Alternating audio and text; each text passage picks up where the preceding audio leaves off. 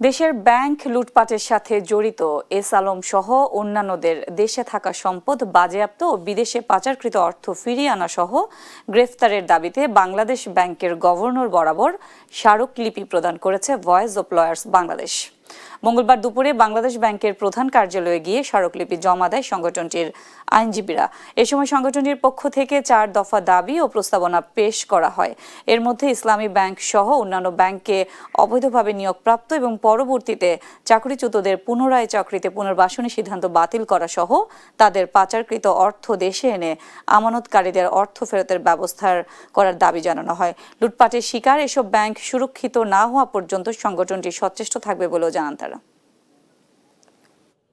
বিগত সময়ে এস আলম তার গ্রুপ তার এলাকা থেকে তার আত্মীয় স্বজন এবং পরিবার সহ 10,000 লোককে অবৈধভাবে নিয়োগ দিয়েছে, সেগুলি বিচার করার জন্য আমরা দাবি জানিয়েছি। এবং অন্যান্য ব্যাংকও 6,000 লোক নিয়োগ দিয়েছে।